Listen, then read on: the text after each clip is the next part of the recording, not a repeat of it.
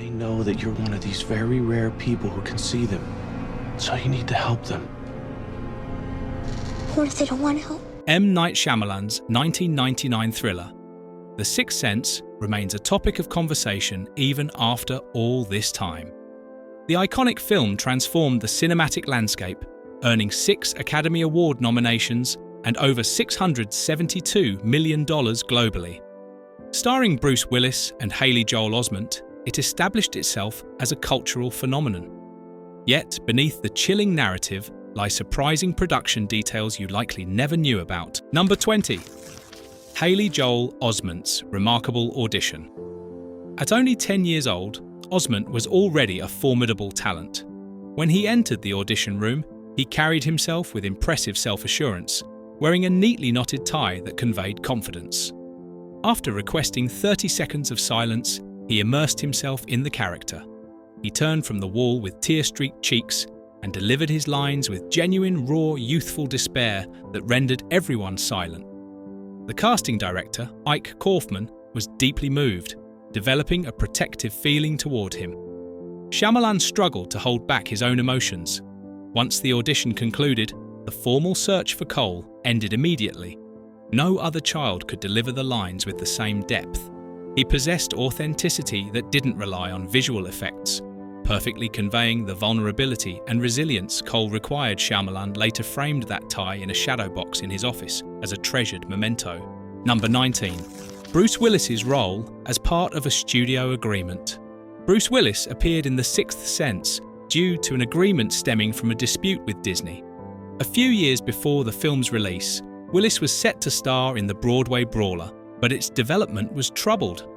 Willis was not only the star, but also a producer, giving him the right to make major decisions.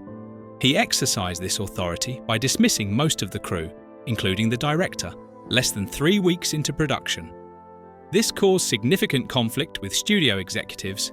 The resulting disorder forced Disney to abandon the film entirely, resulting in a substantial loss of $17.5 million. To compensate, Willis signed a 3-picture deal where a portion of his earnings would cover Disney's losses.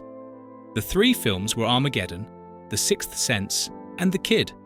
He earned $10 million from The Sixth Sense, and by the time he completed all 3 films, he had achieved even greater professional success. Number 18. Michael Cera auditioned for the role of Cole. It's difficult to envision a version of The Sixth Sense where Haley Joel Osment didn't play Cole, but that was a real possibility. Michael Cera, recognized for his work in Arrested Development, auditioned for the same role. Cera shared that he auditioned when he was 10 years old. He confessed he did not grasp the film's central theme at the time. The character description didn't mention seeing deceased individuals. Consequently, he performed the scene in a cheerful manner instead of with emotional intensity. He recalled the moment where Cole is crying and pushes a penny toward Bruce Willis's character, but he performed it upbeat.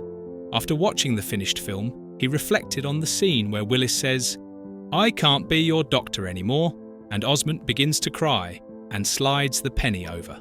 According to Cera, that was a very emotional scene, and I did not do it that way. He told Esquire in 2009, "I did it upbeat, I said, some magic's real," very optimistically. Number 17. The colour red serves as concealed symbolism. Shyamalan and cinematographer Tak Fujimoto devised a hidden visual language utilising the colour red. It functions symbolically, where red objects or clothing signify a connection to the supernatural or moments of intense emotional turmoil. The red objects were subtle indicators of when the paranormal realm was infiltrating the world of the living. Examples included a crimson doorknob, a single red ball, or Cole's wax saint figurine. These functioned as cinematic code that subtly prepared the audience for impending dramatic tension before they consciously acknowledged the threat. Developing this visual code was challenging. The team performed 15 dye tests to achieve the perfect shade of red. They also had to ensure it would stand out against the film's intentionally underexposed, cool blue colour palette. This subtle technique engaged the audience's subconscious, proving that a single specific colour can evoke a haunting sense of dread more effectively than typical jump scare tactics. Number 16. Bruce Willis was deliberately kept uninformed. To maintain the secrecy of the movie's shocking reveals, the studio went to considerable lengths, even keeping Bruce Willis in the dark. Bruce was given a script missing the final 10 pages to ensure he didn't know the full ending. The authentic conclusion was stored in a password-protected digital file known as The Vault, accessible only to a select few. The director and producers managed the set with extreme secrecy. Even crew members were prohibited from discussing critical plot points like wedding rings or hospital monitors around Willis during ADR sessions. Willis even recorded misleading substitute lines to deceive sound engineers. His genuine surprise upon seeing the final cut was precisely the reaction Shyamalan had hoped for. Willis remained unaware of the major twists until after filming was complete. Despite the twist, Willis remained fully committed, even training himself to use his non-dominant hand to better embody his character's situation. Number 15. The iconic line, "I see dead people," was nearly removed. Could you imagine the film without its most famous line? It was almost entirely cut from the final movie. Before the premiere, marketing surveys flagged the line as potentially cheesy. Studio executives were determined to remove it. However, Shyamalan fiercely defended the line, arguing that its quiet, understated delivery was precisely what made it so haunting. To persuade those who wanted to cut it, he played authentic audio of children describing nightmares in a flat, unsettling monotone. The room went silent after he played the clip, and the line was ultimately saved. It went on to become one of the most frequently quoted lines in cinema, demonstrating that a simple, whispered phrase could have a more profound impact than lengthy dialogue. Number 14. Donnie Wahlberg's significant physical change. Although his screen time was limited to about 10 minutes, Donnie Wahlberg underwent a considerable transformation to play Vincent, Malcolm's tormented former patient. To accurately portray Vincent, he lost 43 pounds in just 5 weeks. Wahlberg recalled that Shyamalan had told him this opening scene had to kickstart the movie. In his own words, he stated, "I thought if I was in that room standing across from Bruce Willis and Olivia Williams and hadn't suffered and gone through some theatrical situations before I did this scene, how am I going to bear my clothes? Never mind bear my soul." He relocated to New York, staying in a friend's apartment with no cash or credit cards. He would fast for days, consuming only vegetables and chewing gum while walking the streets. Upon arriving in Philadelphia, he even spent a night sleeping in the park, a truly extreme preparation process. Number 13. The script almost led to a studio executive's dismissal. When Shyamalan finished writing the screenplay, he didn't just sell it casually. He attached significant conditions and a high price.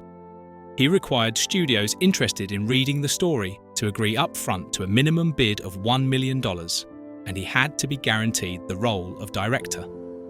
At the time, Shyamalan was not a widely recognized filmmaker, but his belief in the story was so strong he was willing to take a career risk. David Vogel, president of production at Walt Disney Studios, was so impressed after reading the script that he purchased the rights for $2.25 million without corporate approval. He acted swiftly to avoid a bidding war, but incurred Disney's displeasure for his independent decision. They requested that he amend his contract and relinquish some of his executive authority. When he refused, he was dismissed in July 1999, mere weeks before the film's theatrical release. Ironically, The Sixth Sense became a monumental success, earning over $672 million globally. Disney had such little confidence in the film that they sold the production rights to Spyglass Entertainment, while retaining distribution rights and only 12.5% of the box office revenue. Number 12. M. Night Shyamalan's deleted cameo would have changed the film's feel. Shyamalan is known for his brief cameos. In The Sixth Sense, he initially had a much more significant and emotionally intense role that the public never saw. While his final cameo is a quick appearance as Dr. Hill, the pediatrician who questions Cole about his hospital injuries, his original scene was vastly different and quite disturbing. In the deleted version, Shyamalan played a suicidal pharmacy clerk. This scene was much darker, showing his character at an emotional breaking point. The intent was to show how Cole was sensitive to the pain of all people around him, not just departed spirits. However, after shooting, Shyamalan concluded that the scene wasn't right for the film. It risked detracting from Cole's main storyline by shifting the emotional focus. He was also largely dissatisfied with his own acting, so he made the difficult choice to cut it completely, opting for a minor cameo that wouldn't interrupt the narrative flow. Number 11. Bruce Willis learned to use his right hand. To ensure he didn't accidentally reveal the major plot twist, that Malcolm Crowe was not alive the whole time, Bruce Willis went to great lengths, including learning to write with his right hand. In real life, Willis is left-handed, but in the film, he was required to perform all actions with his right hand. The reason was strategic. A missing wedding ring on his left hand would have been a glaring inconsistency. If audiences had noticed he wasn't wearing a ring after the key scene where he was shot, it would have been a clear indicator that his character was dead. Therefore, instead of writing left-handed and risking the camera capturing his bare finger, Willis practiced using his right hand. It was a minor but brilliant detail that succeeded through subtle misdirection. Bruce's performance was crucial to maintaining the illusion. His distant and thoughtful demeanour throughout the film was easily mistaken for grief, masking a far more significant reality. Most viewers missed this detail on their first viewing, making the level of subtlety a satisfying discovery upon re-watching. Number 10. There were visual hints in Malcolm's attire. Clothing plays an essential role in filmmaking, and outfits are rarely chosen arbitrarily, especially in suspenseful narratives. If you closely observe Malcolm Crowe's wardrobe, a peculiar detail emerges. He wears variations of the same clothes throughout the movie. His entire outfit, a blue shirt, maroon sweater, and brown coat, looks like what he was wearing the night he was shot. This wasn't a random costume choice. It was an important, deliberate, and symbolic clue planted by the director to foreshadow Malcolm's fate. The subtle message was that Malcolm's passing meant he was unable to change his clothes, effectively trapping him in that moment forever. However, the outfit subtly varies throughout the film. Sometimes he doesn't wear the coat, and other times he omits the sweater. These minor changes prevent the viewer from noticing the repetition, but they act as a visual metaphor for his spiritual status. This wardrobe trick aligns perfectly with how departed spirits are often depicted in film, existing in a state of limbo, unaware of their condition, repeating patterns, and oblivious that the world has moved on without them. Number 9. The line, "I see dead people," almost spoiled the film's central secret. The line, "I see dead people," became instantly memorable. People quoted it for years, mimicking the dramatic whisper and even parodying it extensively. However, during early test screenings, this same line nearly compromised the movie's biggest secret. Producer Frank Marshall reportedly worried that Haley Joel Osment's chilling delivery, followed by a deliberate slow zoom onto Cole's face, might alert the audience that Malcolm was one of those dead people. To him, the camera seemed to linger too long, almost as if it were shouting at the audience to pay attention, thereby leading viewers directly to the major twist. He suggested the scene be modified or shortened. However, Shyamalan was confident in his artistic vision and insisted the scene remain as shot. Surprisingly, the test audiences did not pick up on the implication, so the scene was left unchanged. It is remarkable that the film was so bold yet managed to succeed in its deception. The audience never quite grasped the major twist, even as the truth was being whispered directly to them. Number 8. The soundtrack almost ruined everything. This is perhaps the strangest detail, as in retrospect, it could have jeopardized the entire movie.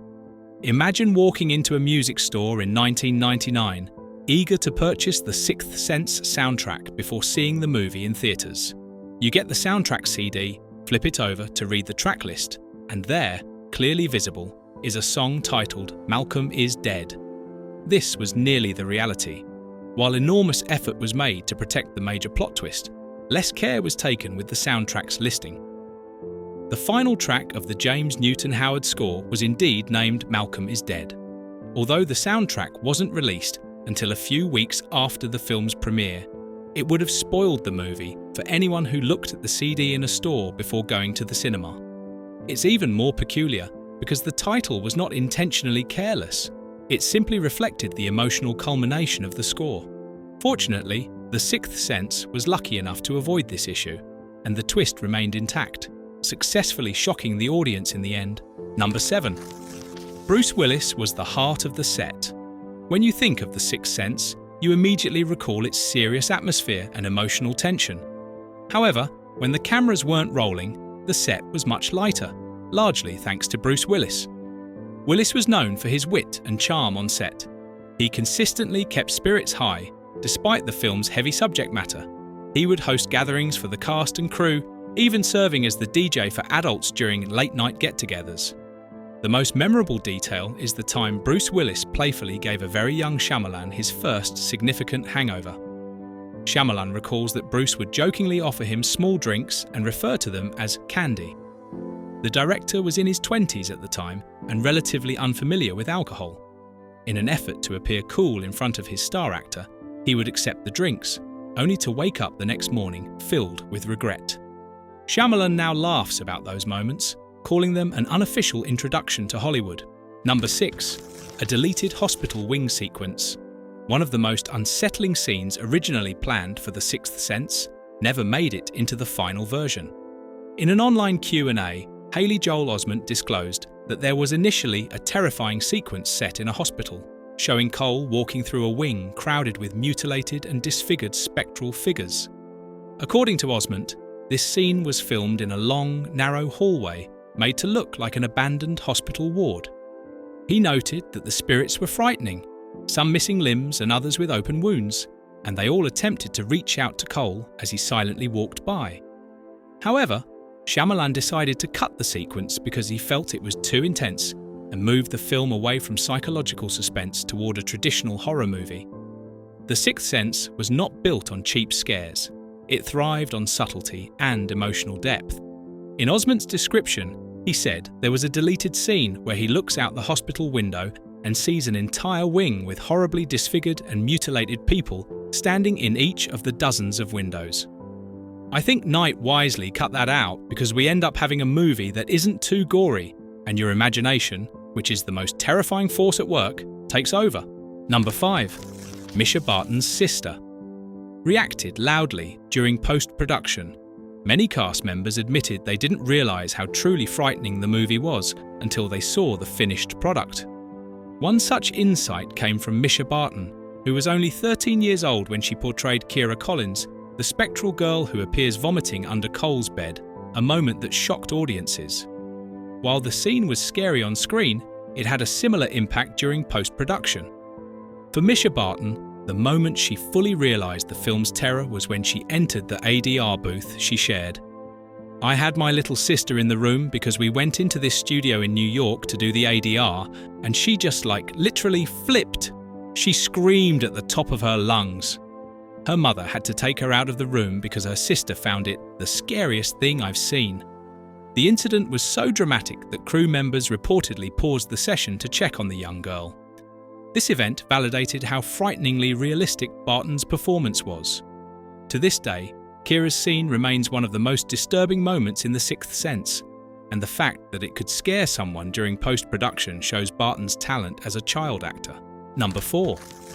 How Cole's visible breath was created. It might surprise you to know that one of the most chilling visual effects in The Sixth Sense was not CGI. It was achieved practically. When Cole encounters the deceased, a key visual indicator is his breath turning icy white and visible in the air. Instead of adding this during post-production, director Shyamalan insisted on using old-fashioned methods.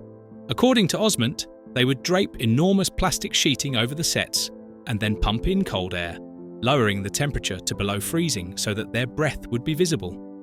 They could only remain inside for a limited time because it was so cold, and many scenes featured Osment in his underwear. Shyamalan explained his choice, saying, "CGI at the time was not perfected to the place where I felt comfortable that it could do breaths." He noted that Osment wasn't acting, it was genuinely cold, and you could see the physicality on his skin and the way he was shivering. He added that even now, despite advances in CGI, he might use the same method because of the genuine reactions it produces in the actors. Number 3. The filming locations may have been truly haunted. Many of the interior scenes were shot in an old convention center in Shyamalan's hometown of Philadelphia. During filming, The centre had been decommissioned. The location was ideal because of its long, echoing hallways and vintage architectural style, lending the film an unsettling atmosphere. According to some cast members, the frightening feeling was not limited to the camera. It was also felt in real life.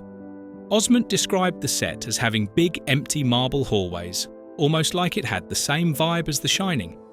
He also noted that he believed JFK gave a speech there during a campaign in 1960. He described it as very old and ornate, featuring cavernous marble stairways that descended deep underground. He claimed the empty spaces gave him the creeps, especially when he had to walk alone between scenes. Misha Barton shared this feeling, believing the location was genuinely haunted. While shooting her scenes, she said she often felt watched or cold, even when the air conditioning was off. Other crew members reported strange sensations or hearing unexplained noises during late-night shoots. Number 2. Toni Collette wore a wig. When Toni Collette auditioned for the role of Cole's mother, Lynn, her appearance had been changed in a way that made Shyamalan concerned he wouldn't be able to convince Disney to cast her. At the time, Shyamalan had been impressed with Colette's performance in Muriel's wedding. To ensure she wasn't rejected, Shyamalan made the bold decision not to show the audition video to the studio, fearing they would be worried about her physical appearance. She had just completed a previous film that required her to shave her head. By the time auditions took place, her hair hadn't fully regrown, and she was still mostly bald. Shyamalan chose not to reveal her actual hair, a testament to his belief in her talent, which ultimately led to her wearing a wig for the role. Number 1. Toni Collette experienced paranormal moments in real life. While filming in Philadelphia, Toni Collette, who played Cole's overwhelmed mother, Lynn, found herself unnerved by certain unexplained occurrences off-screen. According to the actress, during the making of The Sixth Sense, she experienced a couple of weird things. In her Philadelphia hotel room, she began meditating frequently. She would then wake up in the middle of the night, turn over to check the time, and see a repeated pattern of numbers.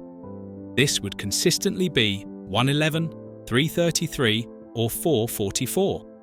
This repeated timing genuinely began to disturb her.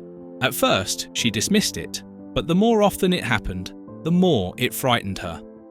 Collette tried not to jump to supernatural conclusions, and she never claimed to have witnessed any spirits, but she did find the repetition of those late-night times to be uncomfortably precise.